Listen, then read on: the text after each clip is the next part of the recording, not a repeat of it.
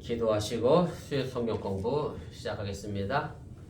사랑의 하나님, 오늘 이 저녁 시간 저희들의 발걸음 인도하시고 이 자리에 함께 나와 또 말씀을 배우게 하시니 감사합니다.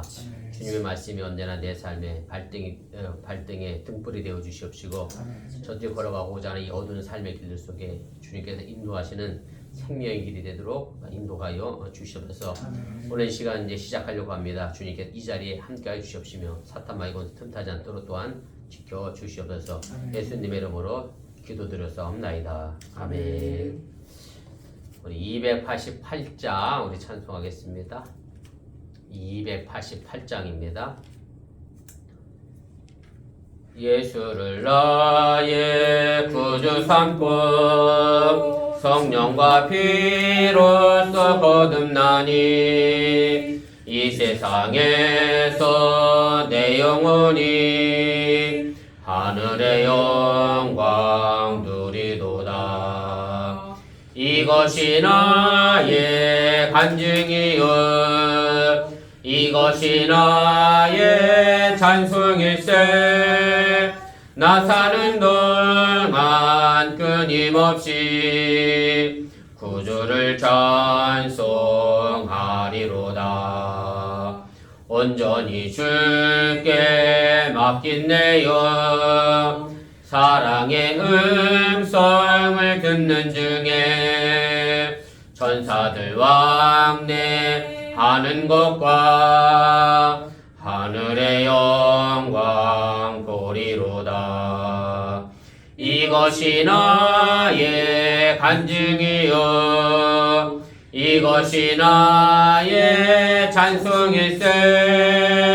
나 사는 동안 끊임없이 구주를 찬송하리로다. 288장입니다. 주 안에 기쁨 누림으로 마음의 풍랑이 잔잔하니 세상과 나는 간 곳 없고 구속한 주만 보이도다. 이것이 나의 간증이요 이것이 나의 찬송일세. 나 사는 동안 끊임없이 구주를 찬송하리로다.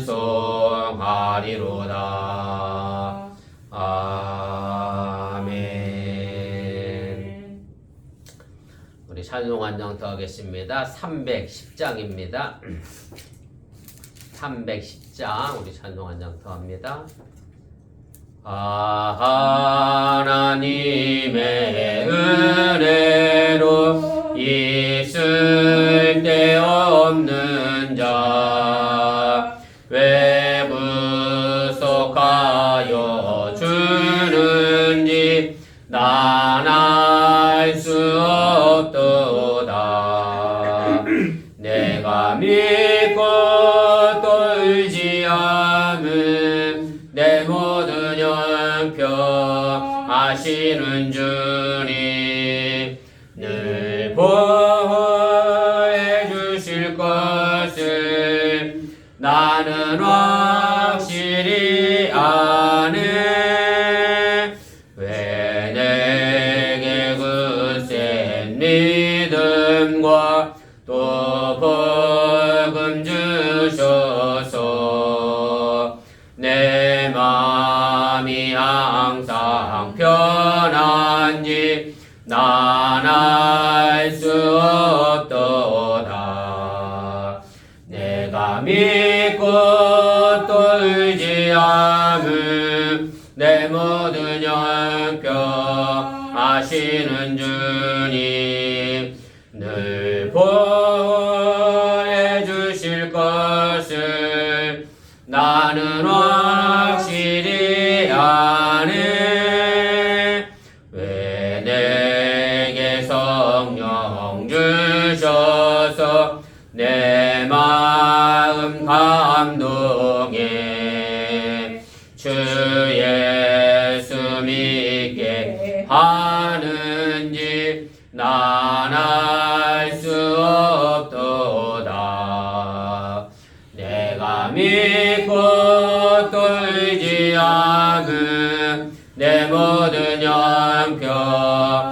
하시는 주님 늘 보호해 주실 것을 나는 확실히 아네. 주 언제 강림하실지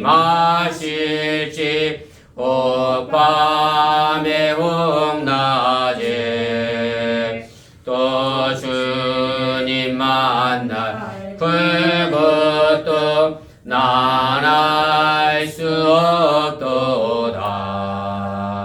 내가 믿고 또 의지함은 내 모든 형편 아시는 주님 늘 보호해 주실 것을 나는 확실히 아네.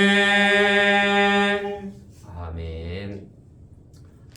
하나님의 말씀 요한복음 6장입니다. 우리 1절 말씀에서부터 15절까지 말씀 우리 한 절씩 교독하시고 15절을 함께 읽도록 하겠습니다. 그 후에 예수께서 디베레아의 갈릴리 바다 건너편으로 가심에 큰 무리가 따르니 이는 병자들에게 행하시는 표적을 보았음이라. 예수께서 산에 오르사 제자들과 함께 거기 앉으시니 마침 유대인의 명절인 유월절이 가까운지라. 예수께서 눈을 들어 큰 무리가 자기에게로 오는 것을 보시고 빌립에게 이르시되 우리가 어디서 떡을 사서 이 사람들을 먹이겠느냐 하시니 이렇게 말씀하시는 신이 어떻게 하실지를 아시고 빌립을 시험하고자 하심이라. 빌립이 대답하되 각 사람으로 조금씩 받게 할지라도 200데나리온의 떡이 부족하리이다. 제자 중 하나 곧 시몬 베드로의 형제 안드레가 예수께 여짜오되 여기 한 아이가 있어 보리떡 5개와 물고기 2마리를 가지고 있나이다. 그러나 그것이 이 많은 사람에게 얼마나 되겠사옵나이까. 예수께서 이르시되 이 사람들과 함께하라 하시니 그곳에 잔디가 많은지라. 사람들이 앉으니 수가 5,000명쯤 되더라. 예수께서 떡을 가져 축사하신 후에 앉아있는 제자들에게 나눠주시고 물고기도 그렇게 그들의 원대로 주시니라. 그들이 배부른 후에 예수께서 제자들에게 이르시되 남은 조각을 거두고 버리는 것이 없게 하라 하시므로 이에 거두니 보리떡 5개로 먹고 남은 조각이 12바구니에 찼더라. 그 사람들이 예수에게 행하신 이 표적을 보고 말하되 이는 참으로 세상에 오실 그 선지자라더라. 그러므로 예수께서 그들이 와서 자기를 억지로 붙들어 임금으로 사모를 준비하시고 다시 혼자 산으로 떠나가시니라. 아멘. 오늘 25번째 시간입니다. 갈릴리 유대인들이 예수님을 믿기를 거부한 사건에 관한 내용의 한 부분입니다. 우리가 내용물을 보시면 예수님께 대한 이제 증거가 이제 등장하고 나서 예수님께서 이에 대하여 이제 자신이 누구라고 하는 것에 대한 이제 응답을 해 주시게 되는데, 그렇게 여러 가지 모양으로 예수님께서 자신이 하나님의 아들이신 것을 이제 증거했습니다만은 결과적으로 보면 오늘 4번, 5번에 보면 유대인들이 예수님을 거부하게 되고, 그리고 예수님도 그래서 유대인들을 이제 포기하는 것으로 나타나게 되고요. 사실 오늘 6장 1절부터 15절까지 있는 말씀은 우리가 흔히 알려져 있는 대로 이제 오병이어의 이제 기적의 말씀인데, 그런데 오늘 그 내용의 주안점은 결과적으로 뭐냐면 유대인들이 예수님을 제대로 알지 못해서 그냥 왕으로 삼으려고 하는, 그래서 예수님에 대하여 뭐랄까요, 구세주로, 구원자를 그리스도로 믿기를 거부한 사건에 관하여 오늘 저자 요한은 우리에게 이제 가르쳐 주고 있습니다. 그래서 본문 개요를 보시면 오늘 이 말씀도 이제 병행 구조를 그대로 순서를 따르게 됩니다. 그래서 A와 A 대시는 이제 큰 무리가 예수님을 산에로 따라오는 것으로 해서 이제 증거가 되어지게 되고요. 마지막 부분엔 큰 무리가 오해했기 때문에 예수님께서 다시 산으로 피해 가시는 것으로 이제 마무리가 되고, 그 중간에 끼어져 있는 내용은 이제 큰 무리가 이제 배가 고픈 상황에 놓여지게 됩니다만은, 그러나 반대로 비대시에서는 큰 무리가 이제 배고픈 상황이 아니라 배가 부른 상황으로 서로 이제 병행 구조를 이루게 되고, 그 가운데에 있는 말씀이 큰 무리가 잔디밭에 앉아 있는 것으로 우리 이 내용을 우리가 생각해 볼 수가 있습니다. 우리 2번입니다. 그래서 5장에서 예수님께서 이제 말씀하셨던 것은 뭐냐면 자신이 이제 참된 안식이고 또 자신 안에 거하는 사람에게는 영원한 생명 구원을 주실 것이고 쉼을 얻을 것이다 라고 말씀하시면서 오늘 6장에서는 예수님께서 이제 자신이 이제 참된 떡에 관하여 이제 말씀을 하시게 됩니다. 그래서 오늘 6장 1절 말씀에서부터 15절까지가 오병이어의 기적입니다만은 그 이야기가 끝이 나면 예수님께서 무리를 걸으신 사건이 나오고 그 뒤가 바로 어떤 내용이냐면 예수님께서 본인이 하늘에서 내려온 살아있는 산떡이다 라는 이야기를 하시게 됩니다. 그래서 6장 전체의 내용을 이끌어가기 위하여 오병이어의 기적의 내용, 떡에 관한 이야기를 오늘 서론의 요한복음 저자는 우리에게 이제 일깨워주고 있습니다. 3번입니다. 그래서 예수님께서 단순하게 뭐 배고픈 무리들을 육신적으로 배를 불리게 해주고 또 뭐랄까요, 압제당하고 있는 상황 속에서 로마를 몰아내는 그런 정치적이고 혁명가로서의 예수님을 알고 있었지만, 그러나 요한복음 저자가 말하고 싶었던 것은 예수님은 단순히 육신의 배만을 채워주시는 분이 아니라 우리에게 살아있는 생명의 떡으로서 영적인 양식을 채워주시는, 그래서 새로운 이스라엘을 만들어가고 또 새로운 하나님의 나라를 세우실 분으로 만들어가고 있음에 관하여 이제 이야기를 하게 됩니다. 그래서 사실은 오늘 1절 말씀에서부터 15절에 있는 말씀도 다른 공간복음서의 내용과 조금 차이가 있는 것은 뭐냐면, 요한복음 저자는 그래서 이 보리떡 5개와 생선 2마리로 5,000명을 먹인 이 사건을 가지고 뭐랄까요, 구약에 나와 있는 모세의 출애굽 사건과 서로 연결시켜서 오늘 이 말씀을 이야기하면서 사실은 오병이어의 이 기적이 출애굽을 거쳐가는 한 과정으로서 우리에게 설명을 해주고 있다라고 하는 얘기입니다. 4번입니다. 그래서 오늘 1절부터 15절까지 나와 있는 이 오병이어의 기적은 이제 광야에서 만나를 먹인 모세를 완성시키는 그런 내용으로 나와 있고요. 그 다음에 그 뒤에 나와 있는 내용은 이제 16절부터 21절까지 예수님께서 이제 바다 위를 걸어가시는 내용이 나오는데, 이것은 바로 호계를 가르고 애굽을 벗어나는, 그래서 구원을 완성시킨 모세의 모습을 이제 은연중에 보여주고 있다라고 하는 얘기입니다. 그래서 요한복음에 나와 있는 이 떡의 이야기는 사실은 뭐랄까요, 이 요한복음이 이미 한 100년경에 쓰여진 것이기 때문에 이미 앞서 공간복음에서 기록된 마태나 마가복음에 나와 있는 애찬에 관련된 또 성찬에 관련된 단어의 의미가 그대로 쓰여지게 됩니다. 그래서 오늘도 보면 떡을 가지시고 그 다음에 축사하신 다음에 나눠주시고, 이것이 다 성찬 예식에 나와 있는 예전적인 그런 의미인데, 요한복음은 바로 이미 공간복음서가 기록된 한참 뒤에 쓰여진 것이기 때문에 그 영향을 받아서 그대로 이 표현들을 이제 전해주고 있고요. 그래서 요한복음 저자는 이 떡의 기사를 발판으로 해서 이제 뒤에 따라올 예수님이 무리를 걸으신 일과 그 다음에 나는 생명의 떡이라고 얘기하시면서 애찬과 관련된 것을 구성해야 하기 때문에 이 부분을 제일 앞서 이제 기록을 했는데, 공간복음과 여러 가지 차별적인 요소들이 이제 들어있음을 우리가 이제 발견하게 됩니다. 우리 2페이지 제일 위로 올라가겠습니다. 그래서 공간복음과의 큰 차이는 뭐냐면, 오병이어의 기적이 어디에서 일어났느냐면 예수님께서 제자들과 함께 어디 올라가셨죠?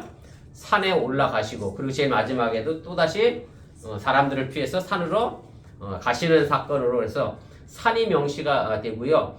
산이 명시가 된 것을 이제 출애굽 당시에도 보면 모세가 시내산에 올라가서 하나님의 십계명을 받아왔던 그런 사건을 우리가 생각을 하게 되고, 그 다음에 다른 공간복음서에는 나와 있지 않았는데 이 오병이어의 기적을 일으킨 사건이 언제 때라고 나와 있느냐면 6월절이 가까운지라, 그러면서 6월절이 곧 다가왔음에 관하여 이야기하면서, 6월절은 결국 어디와 연결되는 명절이죠? 출애굽과 관련된 명절이기 때문에 그렇게 그런 부분을 이제 맞췄고요. 또 15절에 나오는 것을 예수님을 이제 선지자나 왕으로 여기고 있는 일에 관하여, 그리고 갈릴리 유대인들이 예수님의 표적을 오해해서 왕으로 삼으려고 했던 이런 요소들이 공간복음서에는 나와 있지 않고 오직 요한복음에만 나와 있는 그런 이야기입니다.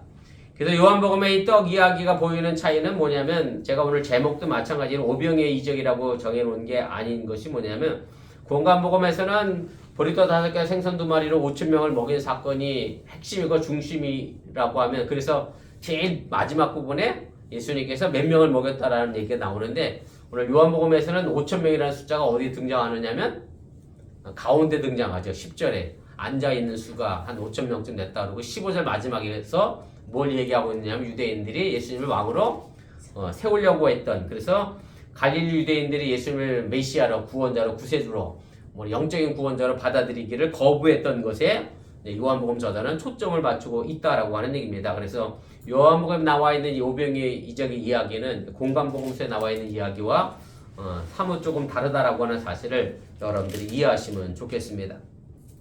우리 본문 주석을 보겠습니다. 오늘 1절 말씀에서부터 우리 9절까지 말씀만 우리가 오늘 좀 보도록 하겠습니다. 그래서 오병이의 기적의 배경은 어디입니까? 오늘 1절부터 이제 3절까지 나와 있는 말씀의 내용인데 제가 다시 한번 읽어드립니다.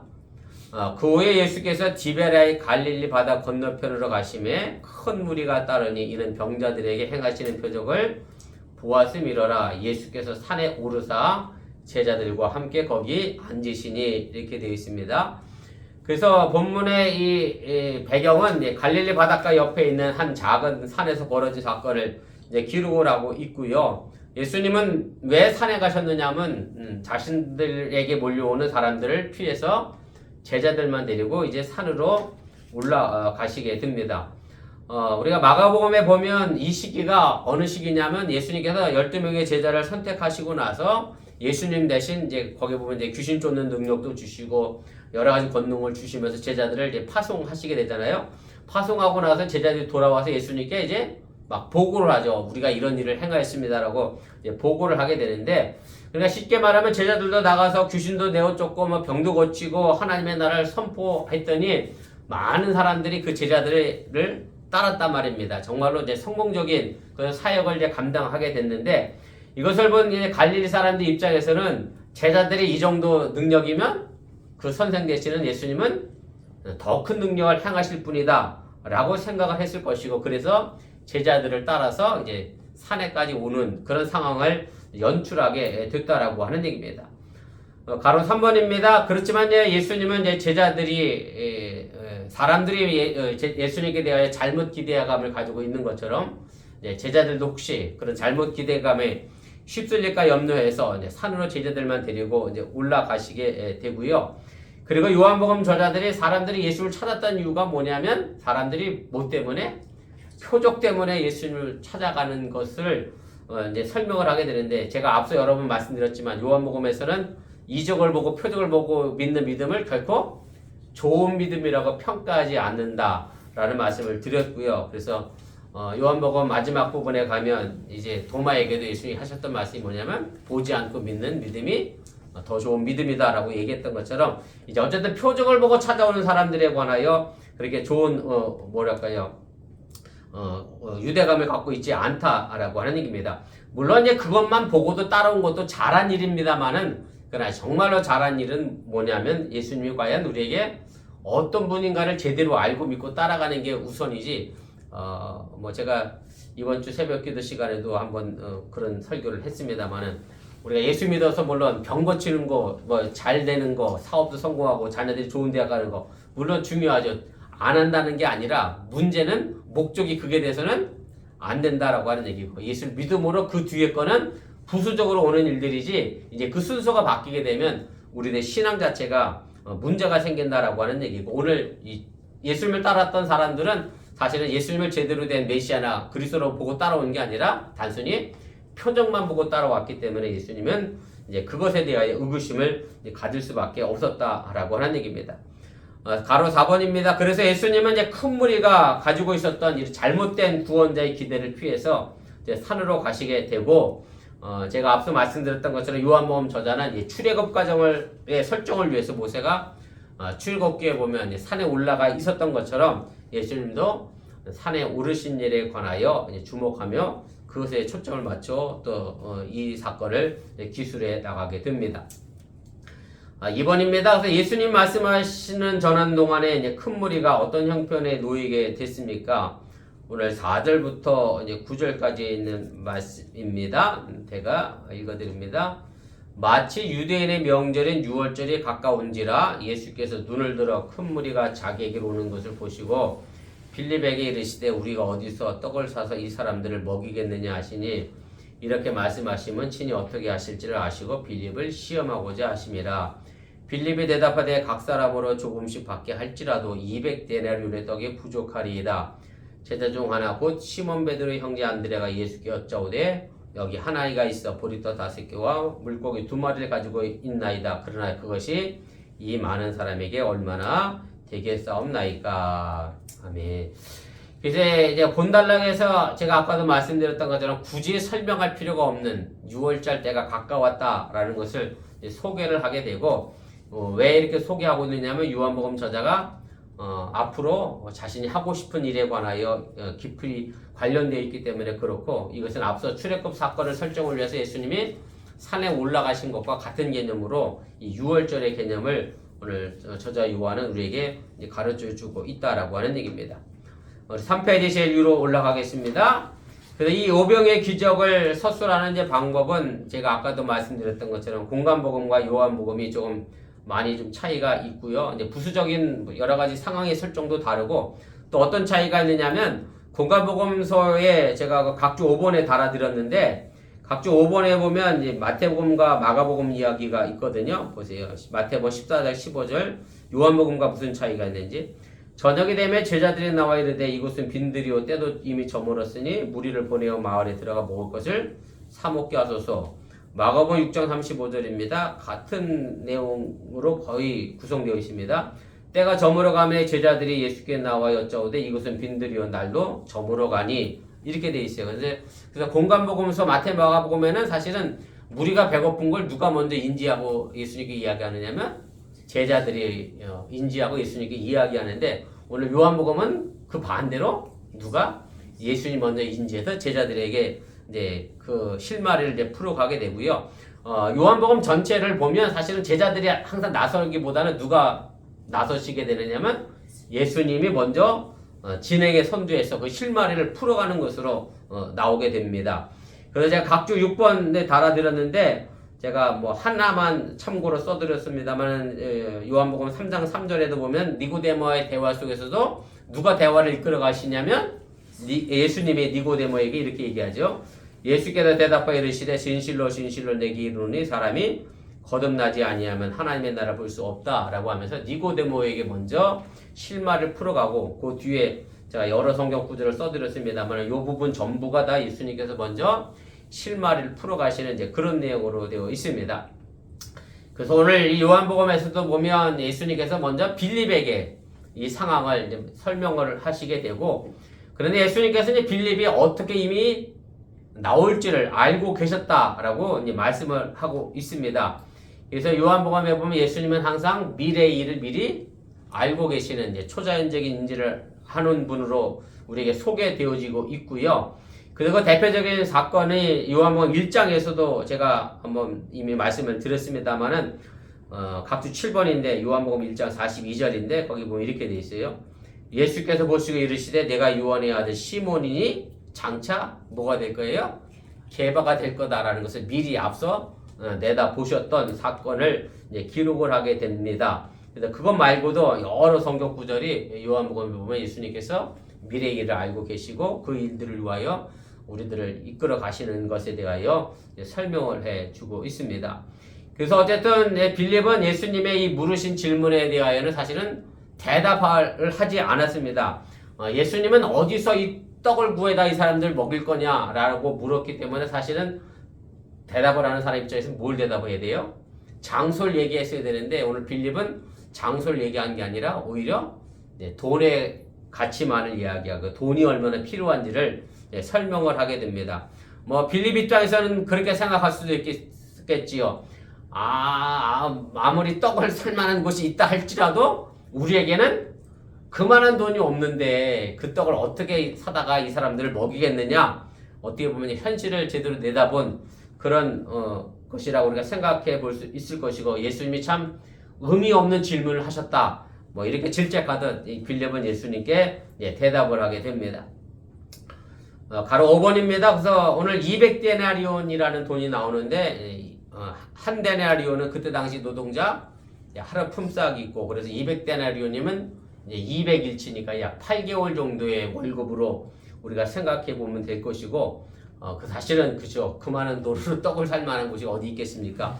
빌립은 눈에 보이는 현실을 제대로 볼 줄 아는 사람이었고, 사실은 빌립뿐만 아니라 다른 제자들도 마찬가지고요. 그래서 공간복음에 보면 제자들이 이제 이렇게 이야기하잖아요. 아주 현실적으로 얘기하죠. 그래서 무리들을 각자 각자 흩어보내서 알아서 사먹고 오면 좋겠다라고 이제 그렇게 이제 제안을 하게 됩니다. 우리가 아까 마태복음 14장 15절과 마가복음 6장 35절에 읽었던 것처럼 여기가 빈들이고 먹을 것이 없으니까 날도 저물었으니 각자 마을로 이 사람들을 내려보는 것이 좋겠다라고 이제 그렇게 이제 제안을 하게 됩니다. 가로 6번입니다. 이제 그때 이제 베드로의 형제죠. 베드로의 동생 안드레가 한 아이에게서 이제 보리떡 5개와 생선 2마리를 이제 가져오게 되고 정말로 턱없이 적은 양이기 때문에 안드레는 이제 그 뒤에다가 이런 말을 하나 덧붙이게 됩니다. 그러나 이것이 이 많은 사람에게 얼마나 되겠습니까? 정말 얼마 되지 않은 양이다 라는 말을 이제 덧붙이게 됩니다. 가로 7번입니다. 그래서 제가 아까 말씀드렸던 것처럼 이 본문의 강조점은 사실은 한 아이가 내놓은 보리떡 5개 생선 2마리를 내놓은 이 아이의 믿음을 얘기하려고 하는 게 아니라 사실 그것을 받아들인 제자들 그리고 그 부분에 관하여 갈릴리 유대인들이 예수님을 받아들이지 못한 사건에 관하여 초점이 맞춰져 있다라고 하는 얘기고요. 그래서 빌립과 안드레 두 사람은 사실은 모두가 다 절망해야 될 이유 그리고 포기해도 괜찮을 이유 또 희망을 가져서는 안 될 이유를 찾은 사람들이고 그들 앞에는 그렇게 해도 좋을 만한 증거도 있었고 정황들이 차고 넘쳤기 때문에 이제 그럴 수밖에 없는 그런 상황을 이제 이야기를 하게 됩니다만은 그러나 예수님은 그것을 원했던 것은 결단코 아니었음에 관하여 우리가 좀 생각해 볼 필요가 있습니다. 우리 4페이지 제일 위로 올라가겠습니다. 그래서 결국 그렇게 됐기 때문에 지금의 있는 상황이 보리떡 5개와 생선 2마리와 수많은 사람들 앞에서 정말 이 현실에 도저히 이룰 수 없는 사건이다 보니 그들에게 있는 예수님조차도 그들은 제대로 인식하지 못하게 됐고 뭐 흔한 말로 얘기하면 우리도 이런 상황이 되게 되면 어떤 절망적인 상황에 접하여 놓여지게 되면 뭐 이런 말 할 수도 있잖아요. 그게 기도한다고 되겠어? 라고 하는 그런 질문을 던지는 것처럼 사실 오늘 빌립과 안드레의 태도가 바로 그런 태도였다라고 하는 것을 기억하시고 사실 이것은 두 제자만의 문제는 아니고 바로 우리의 문제이기도 하다는 사실을 여러분들이 좀 제대로 인지를 해 주시기를 바랍니다. 그래서 오늘 이 두 제자의 문제와 우리들의 문제가 과연 무엇인지 제가 몇 가지로 나누어서 말씀하면서 오늘 성경 말씀을 좀 정리를 해보고자 합니다. 첫째는 제자들은 예수님을 이때까지도 제대로 알지 못했습니다. 감당할 수 없는 현실 앞에 물론 자신들의 한계가 있는 것도 알았습니다만은 그러나 예수님이 그동안 그들과 함께 다니면서 많은 표적을 행하셨음에도 불구하고 또 가나 혼인잔치에서 이미 놀라운 사건을 이루었음에도 불구하고 그들은 예수님을 제대로 알지 못했다라고 하는 얘기고 그래서 자신들이 못하면 누구도 못하셔요? 예수님도 못하시고 돈이 없으면 예수님도 굶으셔야 한다라고 생각을 했다라고 하는 얘기고 그래서 정말로 그들에게 필요했던 것은 뭐냐면 그들 앞에 있는 예수님에 대한 지식이 필요했는데 그 예수님에 대한 지식을 제대로 갖추지 못했다라고 하는 얘기고 사실 이것은 또한 우리의 삶의 문제이기도 합니다. 이번 주 중에 집사람하고 제가 운동하면서 그런 얘기를 했습니다. 뭐 가만히 살다 보면 우리가 어떻게 살았나 지난 세월 돌아보면 참 기적까지 살았는데 하나님 은혜가 아니면 살아 없었던 그런 날들을 우리가 이제 돌이켜 보는데 맞습니다. 그래서 예수님이 우리 삶에 어떤 의미가 있는지 여러분들이 제대로 알고 깨닫고 믿을 수 있기를 주님의 이름으로 또 부탁을 드립니다.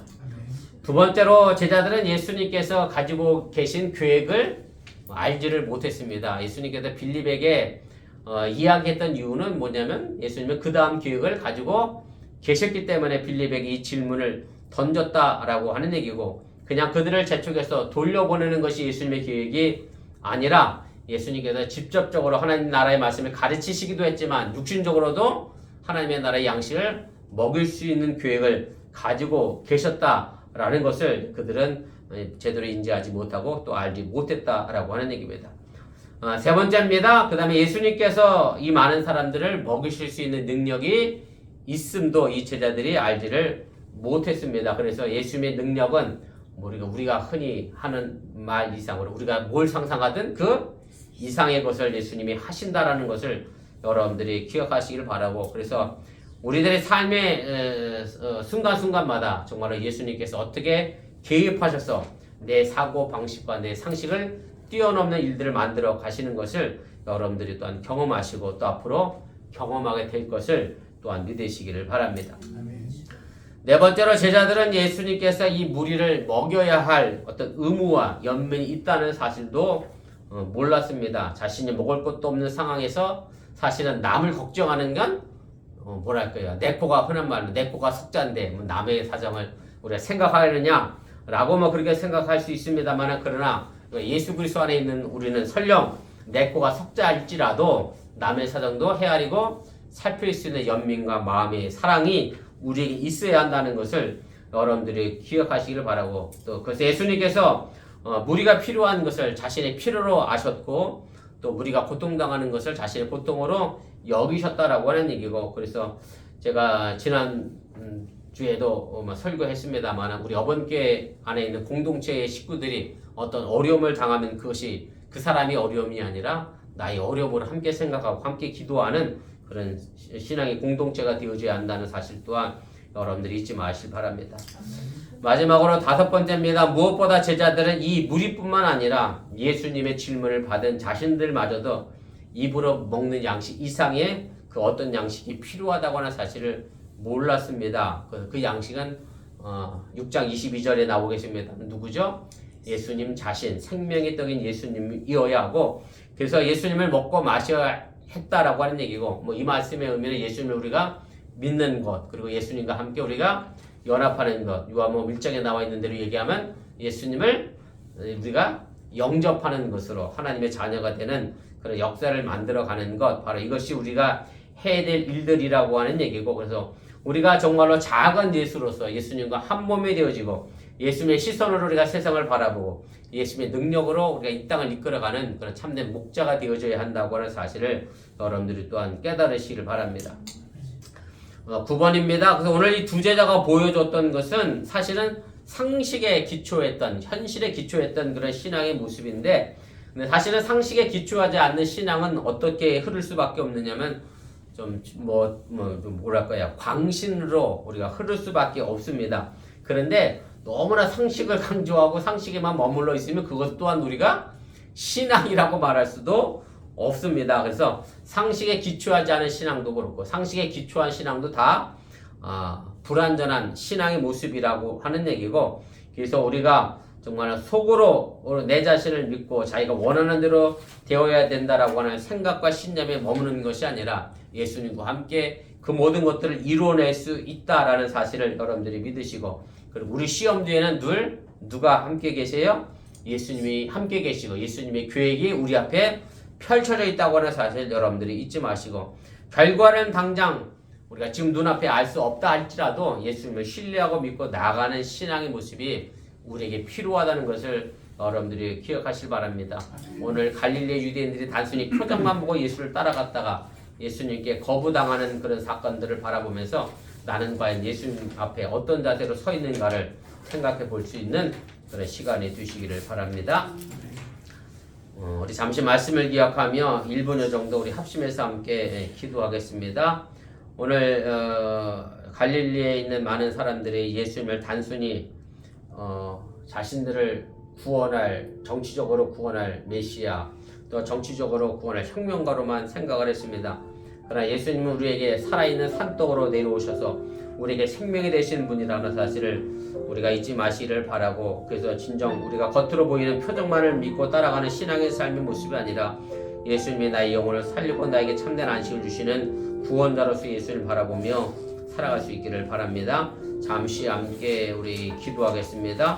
사랑의 하나님 고맙습니다. 오늘 시간에 부족한 종이 잠시 말씀을 전했습니다. 행여 잘못 전한 것이 있으면 저들 마음과 생각들이 살아내게 도와주시고 하나님의 능력 말씀이 마음을 깊은 것을 찾아보시는 삶을 지켜갈 수 있도록 인도하시고 함께하여 주시면서 오늘 빌립과 안드레가 예수를 바라보는 그 시각의 모습이 잘못된 것을 우리가 바라보는 이것이 단순한 두 제자의 모습만이 아니라 우리의 신앙의 모습임을 또한 기억하여 주시고 우리가 예수에 대하여 제대로 알고 예수의 권능을 믿고 예수의 계획하심을 믿고 오늘도 살아가며 오늘도 그 시간 속에서 우리의 삶의 길들을 짚어갈 수 있도록 인도하시고 함께 도와주실 간절히 기도하고 원합니다. 오늘 예수님은 단순히 우리의 육신의 배만을 불러주기 위해 이 땅에 오신 분이 아니라 우리에게 살아있는 산속으로서 우리 영혼을 살리고자 우리에게 참전한 힘을 주시고자 이 땅에 왔음을 기억하면서 정말로 우리가 그 예수님과 함께 새하늘과 새 땅을 만들어가며 이곳에 새로운 하나님의 나라를 만들어갈 수 있는 그런 믿음의 역사를 일수도 인도하시고 함께하여 주시면서 예수님께서 우리의 배고픔을 바라보시며 그들의 배고픔을 채워주시려고 했던 것처럼 우리 어머니께 믿음의 성도들이 서로가 서로를 사랑하며 기도하며 서로의 힘을 가지고 서로를 배려하고 아프고 사랑하려 나가며 정말로 남의 아픔과 내 아픔이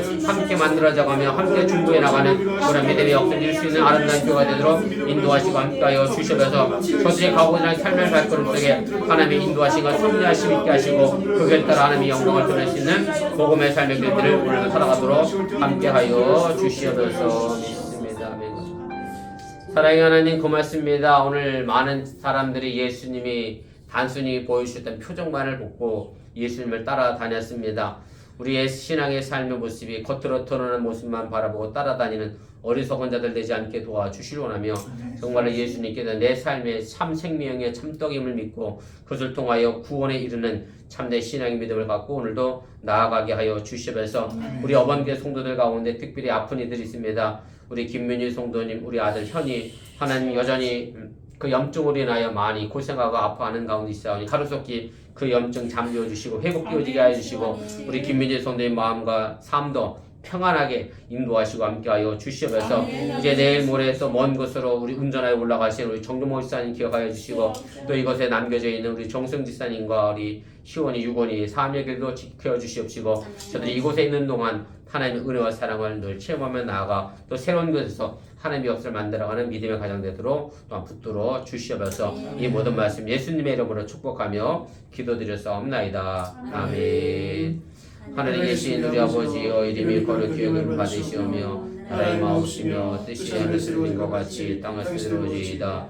오늘날 우리에게 일용할 양식을 주옵시고 우리가 우리에게 주신 자를 사해준 것 같이 우리 죄를 사해 주옵시고 우리를 시험 들게 하지 마시옵고 다만 악에서 구하옵소서. 대개 나라와 권세와 영광이 아버지께 영원히 있사옵나이다. 아멘. 감사합니다. 성경 공부를 마쳤습니다.